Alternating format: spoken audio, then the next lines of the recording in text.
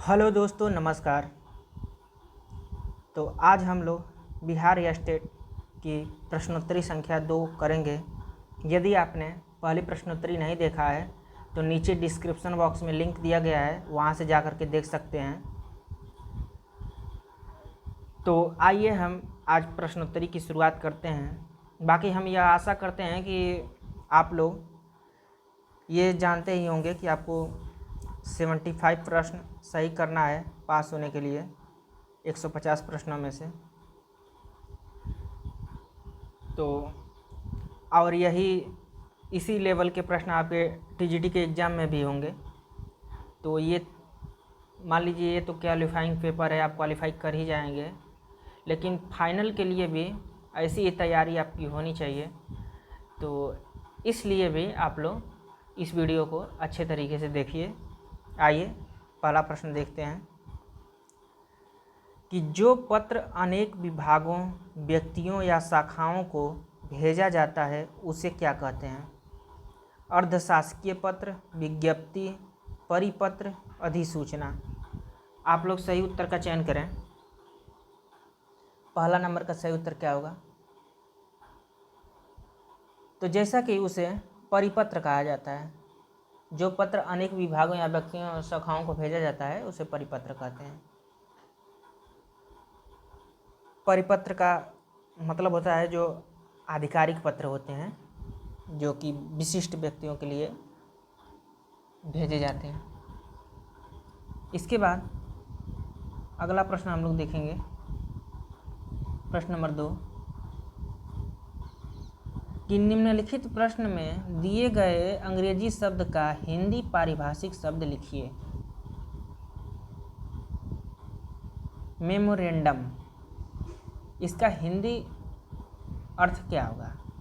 प्रशासन, ज्ञापन, प्रबंधक, आयोग।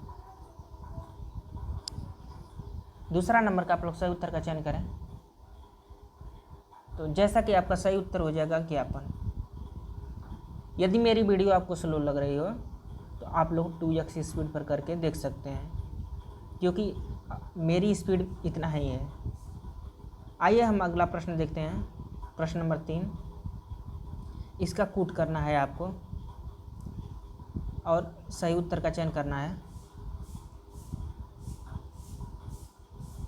एक तरफ सूची 1 दी गई है और सूची 2 का मिलान करना है। जैसे कि अभिनव गुप्त, राजशेखर, महिम भट्ट, भोजराज, और ये कूट दिए गए हैं। आपका सही उत्तर क्या होगा बताइए, एक बार देख लीजिए आप लोग। तो जैसा कि हम सभी लोग जानते हैं कि अभिनव गुप्त ने ध्वन्यालोक लोचन लिखा है, यानी ए का दूसरा ऑप्शन, और ए का दूसरा ऑप्शन आपके सिर्फ सी नंबर में है, इसलिए आपका सही उत्तर सी हो जाएगा। तो इस तरह से एलिमिनेट मेथड से यदि आप लोग प्रश्नोत्तरी करेंगे तो आप कम भी जानते रहेंगे, तब भी आपके प्रश्न सही होने के चांसेस ज़्यादा रहेंगे। बाकी भविष्य के लिए और भी रचनाओं को हम लोग देख लेते हैं। तो जैसे कि राजशेखर ने काव्य मीमांसा लिखा है, महिम भट्ट ने व्यक्ति विवेक लिखा है, और भोजराज ने सरस्वती कंठाभरण लिखा है।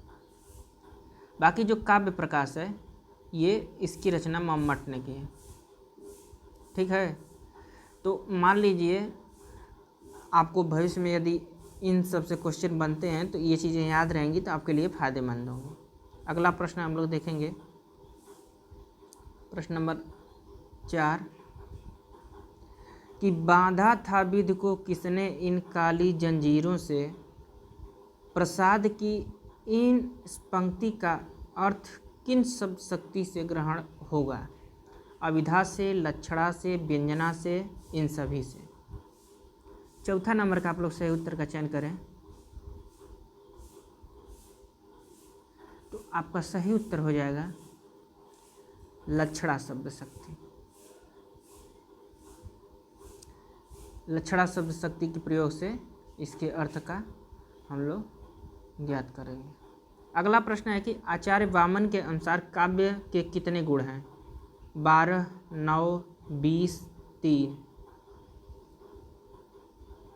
जैसा कि आप लोग जानते हैं काव्य गुण काव्य दोष, तो बताइए वामन के अनुसार काव्य के कितने गुण माने गए हैं। तो आपका सही उत्तर हो जाएगा 20। इन्होंने 20 काव्य गुण माने हैं, जिसमें 10 काव्य के गुण हैं और 10 उस काव्य के दोष हैं। टोटल 20 हैं। अगला प्रश्न,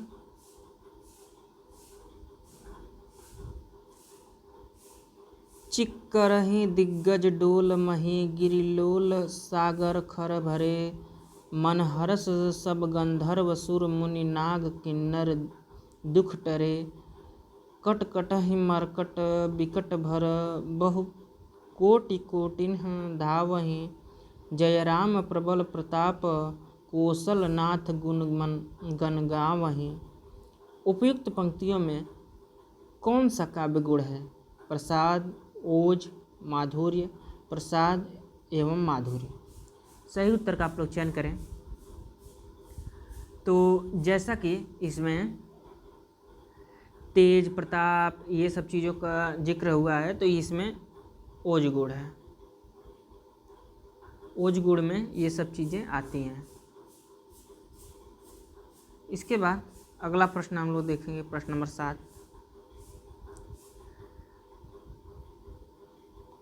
कि काव्य दोष का लक्षण बताने वाली आचार्य विश्वनाथ की उक्ति है।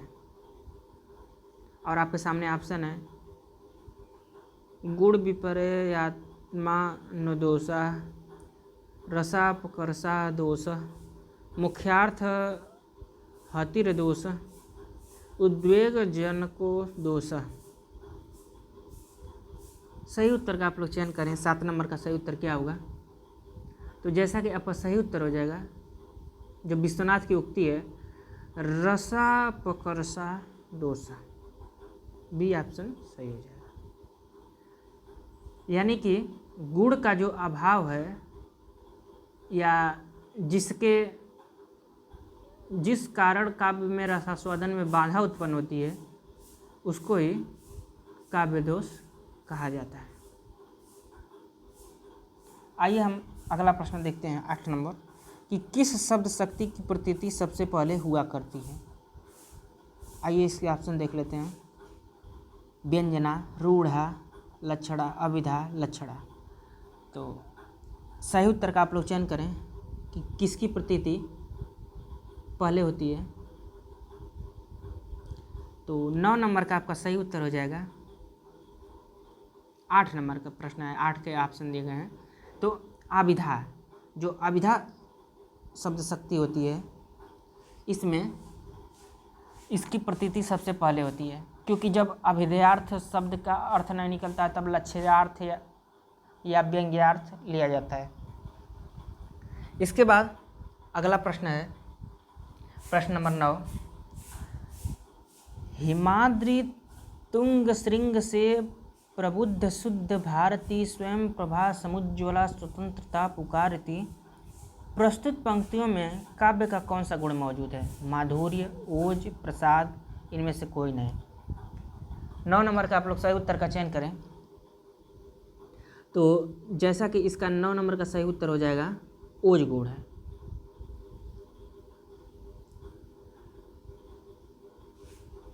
और मान लीजिए ये पंक्ति पूछ दी जा रही है कि ये पंक्ति किसकी है, तो ये जयशंकर प्रसाद की पंक्ति है। जयशंकर प्रसाद की पंक्ति है और यह चंद्रगुप्त नाटक से ली गई है। तो ये चीज़ भी आप लोग थोड़ा ध्यान दें, जब कि इसमें वीर रस का वर्णन है, तो इसलिए ओज गुण हुआ है। अगला प्रश्न, प्रश्न नंबर 10, इसमें आपको छंद बताना है कि जिहि सुमिरत सिद्धि होई गणनायक करिवर वदन करहु अनुग्रह सोई बुद्धि राशि शुभ गुण सदन। में छंद बताइए। दोहा, सोरठा, बरवे, रोला। 10 नंबर का सही उत्तर आप लोग बताने का प्रयास करिए। तो जैसा कि आपका सही उत्तर हो जाएगा, सोरठा छंद है। देखिए सोठा छंद में क्या होता है ना कि पहले और तीसरे चरण में 11-11 मात्राएं होती हैं और दूसरे और चौथे चरण में 13-13 मात्राएं होती हैं। तो ये चीज़ आप लोग ध्यान दीजिए। और इसी का विपरीत जो होता है वो दोहा होता है। दोहा के पहले और तीसरे में 13-13 और दूसरे और चौथे में 11-11 मात्राएं होती हैं। इसके बाद अगला प्रश्न हम लोग देखेंगे, प्रश्न नंबर 11। घनाक्षरी शब्द है, घनाक्षरी छंद किस प्रकार का है? मात्रिक छंद, वर्णिक छंद, आक्षरिक छंद, इनमें से कोई नहीं।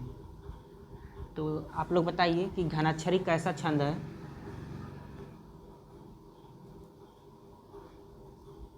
तो जैसा कि हम सभी लोग जानते हैं कि जो घनाक्षरी है वो वर्णिक छंद है, क्योंकि इसमें वर्णों की गणना की जाती है। घनाक्षरी में छंद में क्या होता है कि इसके 31 वर्ण होते हैं, 31 वर्ण वाला ये छंद है। और इसमें जो 16वां और 15वां वर्ण होता है वहाँ पे यति होती है। यति मतलब विराम, कॉमा।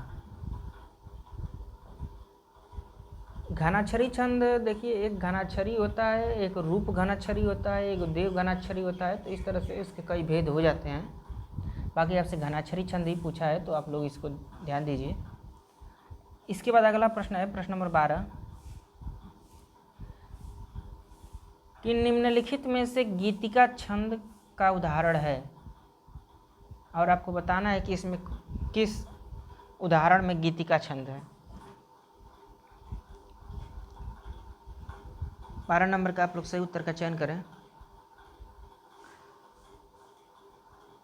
तो आपका सही उत्तर हो जाएगा ऑप्शन नंबर सी, हे प्रभु आनंद दाता ज्ञान हमको दीजिए। इसमें गीतिका छंद है, क्योंकि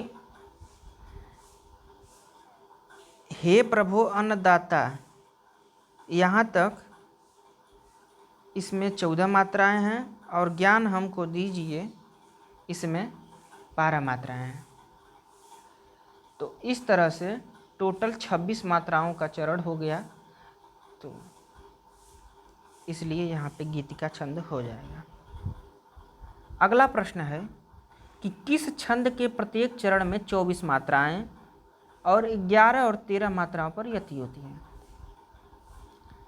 तो जैसा कि आप सभी लोग जानते हैं कि दोहा और श्रोठा को मिला करके रोला छंद बनता है और रोला छंद में 11 और 13 मात्राओं पर यति होती है। तो इसलिए आपका सही उत्तर हो जाएगा 13 नंबर का रोला छंद। आइए हम अगला प्रश्न देखते हैं,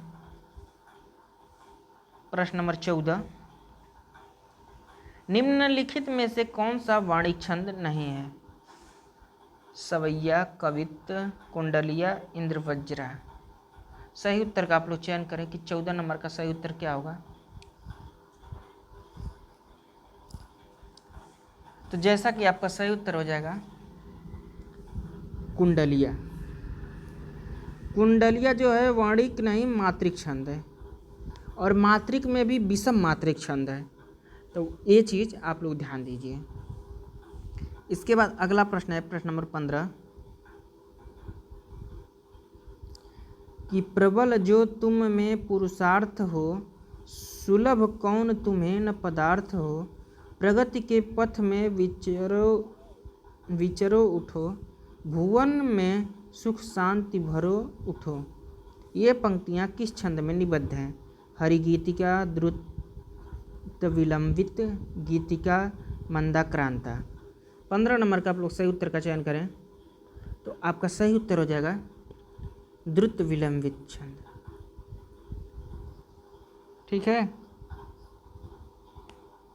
इसके बाद अगला प्रश्न हम लोग देखते हैं, प्रश्न नंबर 16।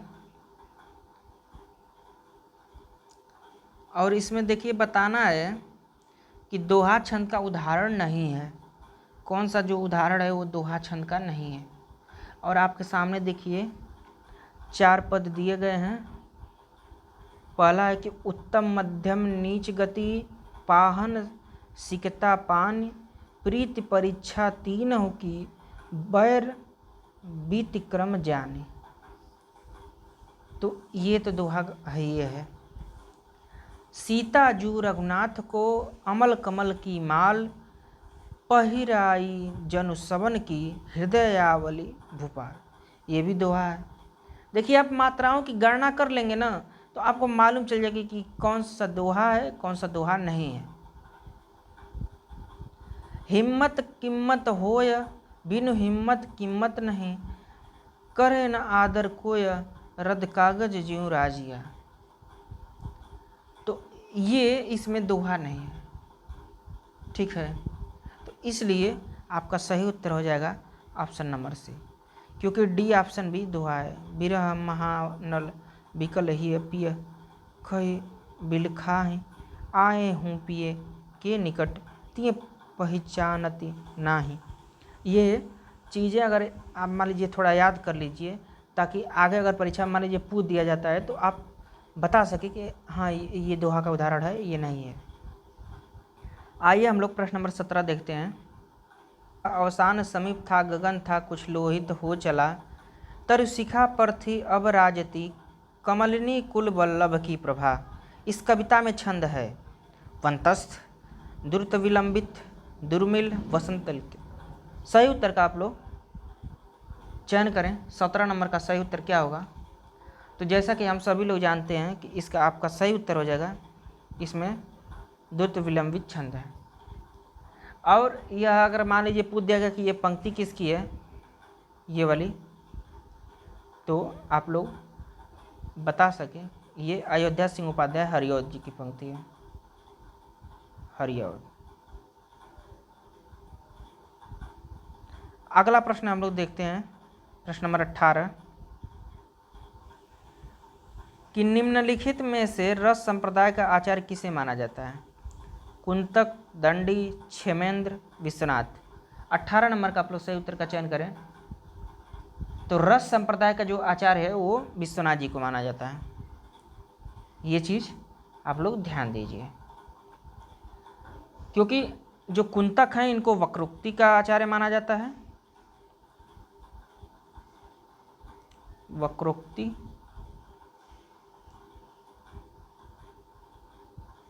क्षेमेंद्र को औचित्य का, दंडी, वैसे दंडी का तो मान लीजिए कुछ है नहीं, दंडी ने काव्यादर्श लिखा था। तो ये चीज़ आप ध्यान दीजिए कि किसका कौन सा है। अगला प्रश्न हम लोग देखते हैं, प्रश्न नंबर 19, और इसमें कूट भी करना है। कूट करने वाले प्रश्नों में थोड़ा सा ये दिक्कत होती है ना कि अगर आपका पहले तुक्का लग गया तो हो गया, नहीं तो फिर थोड़ी सी दिक्कत होने लगती है। तो जैसा कि सूची 1 का सूची 2 से मिलान करना है। सूची 1 रस है और सूची 2 जो है अस्थाई भाव, और सही उत्तर का इसमें चयन करना। देखिए कभी कभी वैसे तो इसमें कूट करना है तो ठीक है, लेकिन पूरा प्रश्न आपको पढ़ना जरूरी हो जाता है। मान लीजिए असंगत चीज़ पूछ रहा हो तो आप कन्फ्यूज ना हो। अब अद्भुत रस, अद्भुत रस का अस्थाई भाव क्या है? तो विस्मय है। वीर रस का उत्साह है, रौद्र रस का क्रोध है, करुण रस का शोक है। तो इस तरह से हम लोग देखते हैं कि ए का 3 ऑप्शन, 3 नंबर ए का 3 आपके सी ऑप्शन में थी, इसलिए सी नंबर आपका सही हो जाएगा। आइए हम अगला प्रश्न देखते हैं, प्रश्न नंबर 20। थोड़ा बड़ा कर दो। अतिरिस बोले वचन कठोरा कहूँ जड़ जनक धनुष कै तोरा वेग दिखाऊँ मूड त आजू उलटहूँ मैं जहाँ लगे तब राजू। इस काव्यांश में कौन सा रस है? भयानक रस, रौद्र रस, वीर रस, अद्भुत रस। सही उत्तर का आप लोग चयन करिए। तो जैसा कि इसमें रौद्र रस है, ठीक है। अभी हम लोग रौद्र रस का अस्थाई भाव देखे ही हैं, क्रोध होता है, तो इसलिए ये आपका बी ऑप्शन सही हो जाएगा। अगला प्रश्न है प्रश्न नंबर 21। वेशभूषा से जो भाव प्रदर्शित किए जाते हैं उन्हें कहा जाता है कायिक, मानसिक, आहार्य, सात्विक। सही उत्तर का चयन करिए। तो जैसा कि आपका सही उत्तर हो जाएगा आहार्य, क्योंकि जो वेशभूषा से भाव प्रकट होते हैं उन्हें आहार्य कहा जाता है।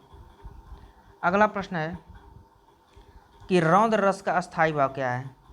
अभी देखिए हम लोग ऊपर ही भी पढ़े हैं, रौद्र रस का अस्थाई भाव आपके सामने ऑप्शन शोक, क्रोध, जुगुप्सा, निर्वेद। देखिए अगर आपको ये प्रश्न नहीं आ रहा है तो बहुत कठिन हो जाएगा, एग्जाम हॉल में भी बहुत कठिन लगने लगेगा, क्योंकि है तो बहुत नॉर्मल प्रश्न है, लेकिन अगर सही माइंड पर क्लिक नहीं किया तो आपके लिए थोड़ा दिक्कत हो जाएगी। तो रौद्र रस का अस्थाई भाव क्रोध हो जाता है, तो ये चीज़ थोड़ा ध्यान दीजिए।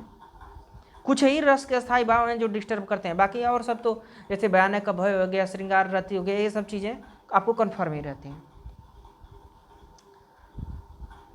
इसके बाद अगला प्रश्न हम लोग देखेंगे प्रश्न नंबर 23।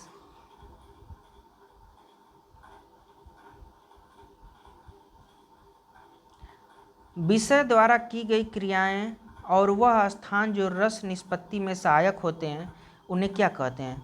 आलंबन विभाव, अनुभाव, अस्थाई भाव, उद्दीपन विभाव। 23 नंबर का आप लोग सही उत्तर का चयन करें तो आपका सही उत्तर हो जाएगा उद्दीपन विभाव। उन्हें उद्दीपन विभाव कहा जाता है। अगला प्रश्न है कि जब ते इते घनश्याम सुजान अचानक की बलसंग सिधारे कर पै मुखचंद धरे सजने नित सोचती है तुम कहाँ मन मारे। प्रस्तुत पंक्तियों में किस संचारी भाव का उल्लेख हुआ है। और आपके सामने अब ऑप्शन देख लेते हैं। देखिए ये ऑप्शन है आपका मोह, स्मृति, ग्लानि, विवर्त। सही उत्तर का आप लोग चयन करें कि सही उत्तर क्या होगा। तो देखिए 24 नंबर का आपका सही उत्तर हो जाएगा स्मृति। बी ऑप्शन सही हो जाएगा।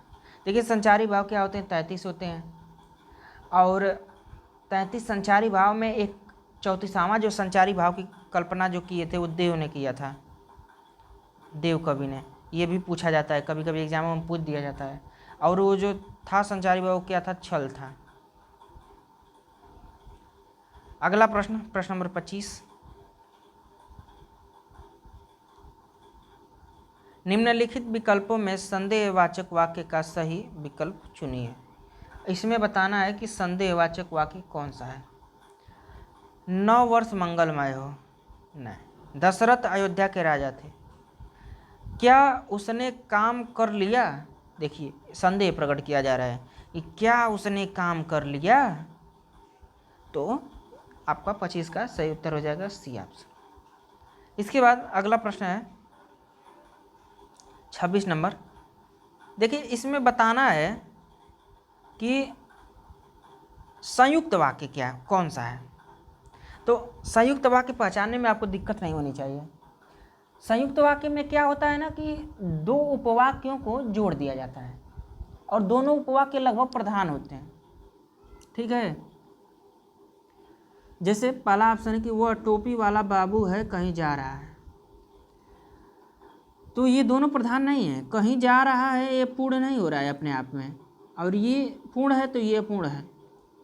बी ऑप्शन है कि उसका काम बन जाए इसलिए वह किसी से सिफारिश कराने के चक्कर में है, तो उसका काम बन जाए ये भी एक पूर्ण वाक्य है, और वह किसी से सिफारिश करने के चक्कर में है, ये भी एक पूर्ण वाक्य है। तो इस तरह से हम लोग संयुक्त वाक्यों को जैसे जोड़ दिए हैं इसलिए के द्वारा, इसलिए संयोजक चिन्ह है हो जाएगा अव्यय, तो इसके द्वारा हम लोग जोड़ दिए हैं तो इसलिए ये संयुक्त वाक्य हो जाएगा।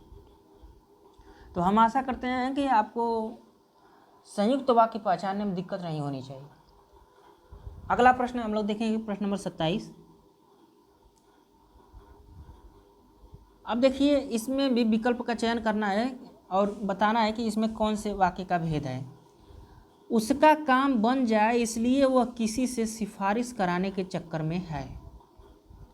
मिश्र वाक्य, इच्छावाचक वाक्य, संयुक्त वाक्य, सरल वाक्य। 27 नंबर का आप लोग सही उत्तर का चयन करें। तो जैसा कि हम लोग देखे हैं कि ये संयुक्त वाक्य है। अगला प्रश्न 28 नंबर, निम्नलिखित में से शुद्ध वाक्य पहचानना है। वह अनेकों बार बोला। तो देखिए अनेक अपने आप में खुद बहुवचन है, तो अनेक होना चाहिए, अनेकों नहीं होना चाहिए। अशुद्ध वाक्य आपको पहचानना है, ठीक है। उसके बाद मैंने माँ को एक कार्ड लिखा। तो कार्ड लिखा नहीं, कार्ड भेजा हो जाएगा, तो ये भी शुद्ध नहीं है। शरीर पर कई अंग होते हैं।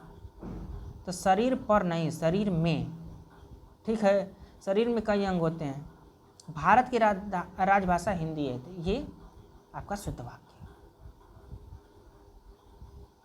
अगला प्रश्न, प्रश्न नंबर 29, निम्नलिखित में से शुद्ध वाक्य पहचानिए। स्नेहा ने गीत की 2-4 लड़ियां गाई। तो देखिए गीत की जो होती है कड़ियाँ गाई जाती हैं, ठीक है। उसके बाद परीक्षा की प्रणाली बदलना चाहिए। तो परीक्षा की प्रणाली बदलनी चाहिए, बदलना नहीं चाहिए। मुझे बड़ी भूख लगी है। बड़ी कुछ नहीं होता है, मुझे बहुत भूख लगी है। केरल और हिंदी भाषी प्रांत है, ये करेक्ट है। अगला प्रश्न, शुद्ध वाक्य का चयन करना है। इसमें भी आपको बताना है कि कौन सा शुद्ध वाक्य है, और आपके सामने ऑप्शन है, 4 ऑप्शन दिए गए हैं। आप लोग सही शुद्ध वाक्य का चयन करिए।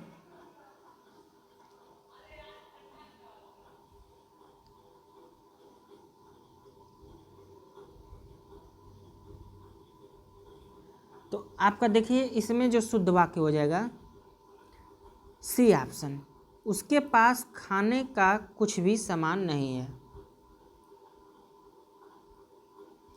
बाकी और जो वाक्य हैं वो शुद्ध नहीं है। अगला प्रश्न, प्रश्न नंबर 31,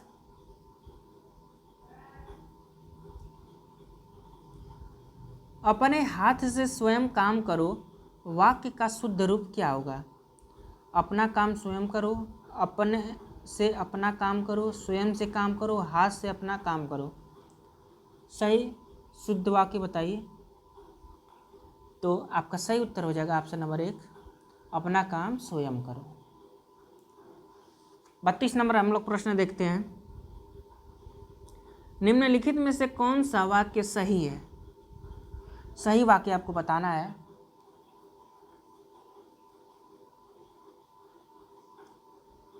जैसे कि देखिए प्यास के मारे उसके प्राण निकल गए। तो प्यास के मारे नहीं, प्यास के कारण, ठीक है। आज आपका दर्शन हो गया, आज आपके दर्शन हो गए। ये मेरे ही हस्ताक्षर हैं,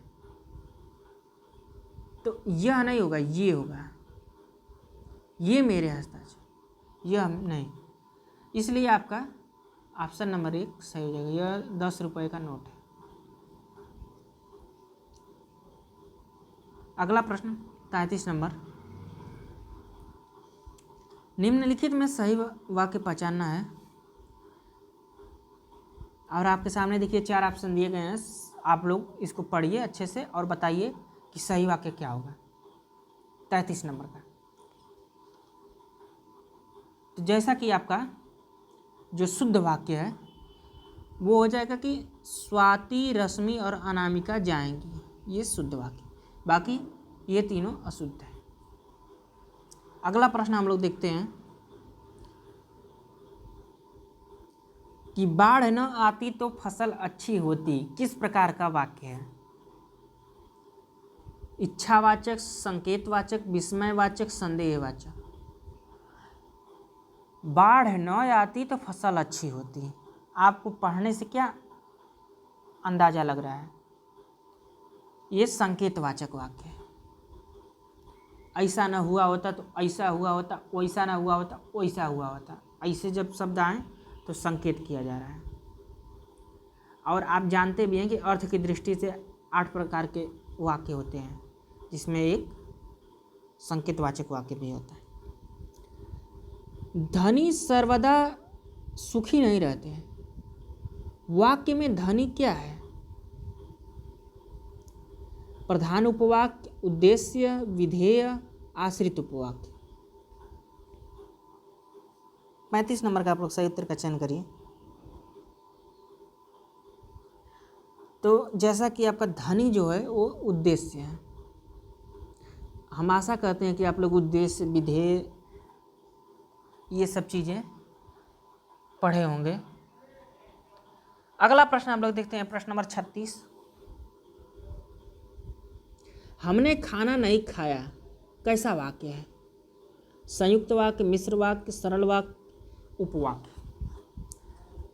36 नंबर का सही उत्तर का चयन करें तो 36 का सही उत्तर हो जाएगा सरल वाक्य। हमने खाना नहीं खाया, सीधी सीधी बात कही जा रही।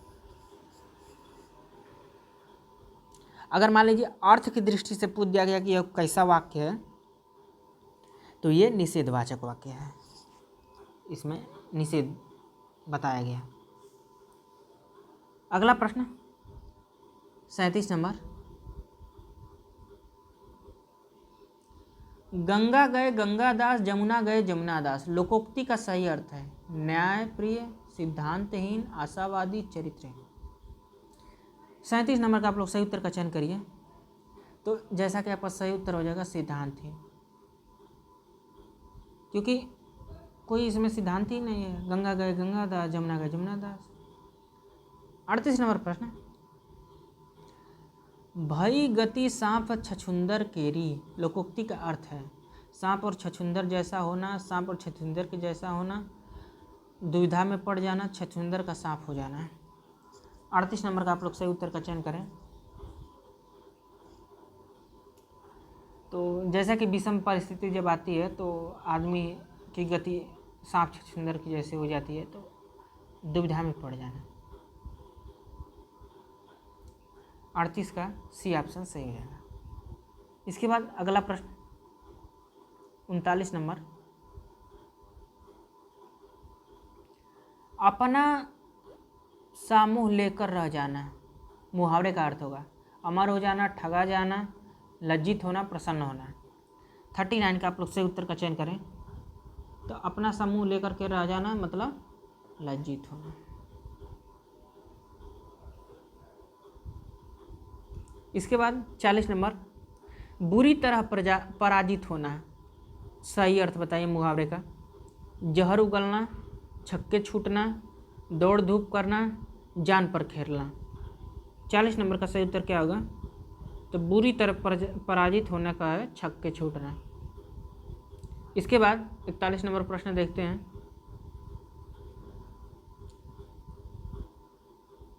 सही अर्थ बताना है, आपके सामने लोकोक्ति के 4 विकल्प दिए गए हैं, सही अर्थ बताना है। अपनी टांग उघारिए आपहि मरिए लाज, अपना दोष स्वयं को दिखाई नहीं देता, कुरूप व्यक्ति का अधिक श्रृंगार करना, छल की कमाई यूं ही समाप्त हो जाती है, अपने घर की बात दूसरों से कहने पर बदनामी होती है। 41 नंबर का आप लोग सही उत्तर का चयन करें। तो देखिए 41 का आपका सही उत्तर हो जाएगा ऑप्शन नंबर डी, अपने घर की बात दूसरों से कहने पर बदनामी होती है। अपनी टांग उघारिए अपना ही मारी लाज। अगला प्रश्न देखते हैं, प्रश्न नंबर 42।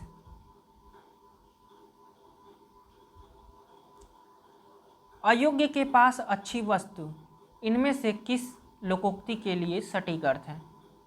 छठी का दूध याद आना, जिसकी लाठी उसकी भैंस, चौबे गए छब्बे होने दुबे बनकर आए, छछूंदर के सिर में चमेली का तेल। तो 42 नंबर का आपका सही उत्तर हो जाएगा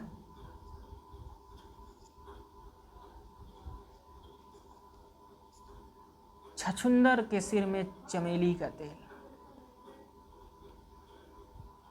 अगला प्रश्न, प्रश्न नंबर 43, सही उत्तर का आप लोग चयन करेंगे। ओस चाटे प्यास नहीं बुझती है, बड़े काम के लिए विशेष प्रयत्न की आवश्यकता होती है, एक कष्ट पर दूसरा कष्ट, दोनों और मुसीबत, मूर्ख किंतु धनवान। 43 नंबर का आप लोग सही उत्तर का चयन करें तो आपका सही उत्तर हो जाएगा कि बड़े काम के लिए विशेष प्रयत्न की आवश्यकता होती है। ठीक है, आइए हम अगला प्रश्न देखते हैं। प्रश्न नंबर 44, स्वार्थी व्यक्ति की मित्रता अल्पकालिक होती है, इस अर्थ के लिए इनमें से लोकोक्ति सही है। एक ही लाठी से सबको हाँकना, एक तो करेला दूसरा नीम चढ़ा, ओछे की प्रीत बालू की भीत, घर का जोगी जोगना आन गांव का सित। 44 नंबर का आप लोग सही उत्तर का चयन करें तो देखिए आपका सही उत्तर हो जाएगा ऑप्शन नंबर सी, ओछे की प्रीत बालू की भीत। जो स्वार्थी लोग होते हैं उनकी मित्रता अल्पकालिक होती है, ये आपका सी ऑप्शन सही हो जाएगा। इसके बाद अगला प्रश्न 45 नंबर, जिस समास का पहला पद अव्यय हो तथा प्रधान भी हो, कौन सा समास होता है? अव्यय भी हो और प्रधान भी हो, बहुब्रीहि, अव्ययी विभाग, द्वंद्व, द्विगु। सही उत्तर का आप लोग चयन करें तो 45 नंबर का आपका सही उत्तर हो जाएगा अव्ययी विभाग, जैसा कि आप सभी लोग जानते हैं, क्योंकि इसमें प्रथम पद अव्यय होता है, प्रधान होता है। और देखिए जिसमें रिपीटेशन भी होता है ना, वो भी अव्ययी विभाग समास होता है। आप लोग ये चीज़ ध्यान दीजिए, जैसे रातों रात, दिनों दिन, ये सब जैसे शब्द आए, बार बार, प्रतिदिन, हाथों हाथ, तो उसमें भी अव्ययी भाव समास होता है। ये चीज़ कंफर्म होनी चाहिए आपको, ये ना हो कि द्वंद्व में चले गए ना। अगला प्रश्न कि कमल नयन में कौन सा समास है?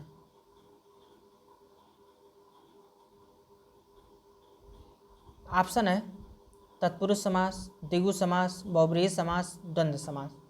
कमल नयन है। 46 नंबर का आप लोग सही उत्तर का चयन करिए तो इसका जो अर्थ हो जाएगा कमल के जैसा नेत्र।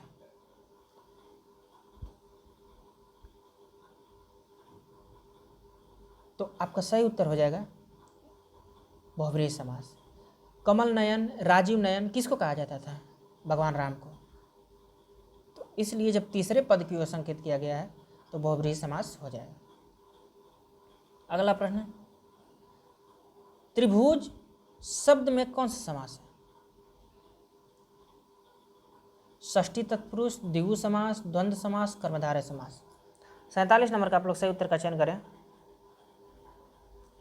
तो आपका सही उत्तर हो जाएगा द्विगु समास। जैसा कि हम सभी लोग जानते हैं कि द्विगु समास जो होता है संख्यावाची होता है, इसलिए त्रिभुज संख्यावाची है, तीन भुजाओं का समूह, इसलिए आपका द्विगु समास। यथाक्रम में कौन सा समास है? तत्पुरुष, अव्ययी भाव, द्विगु, द्वंद्व। तो जैसा कि हम सभी लोग जानते हैं कि यथाक्रम में प्रथम पद अव्यय है यथा, तो इसलिए अव्ययी भाव समास हो जाएगा। अगला प्रश्न,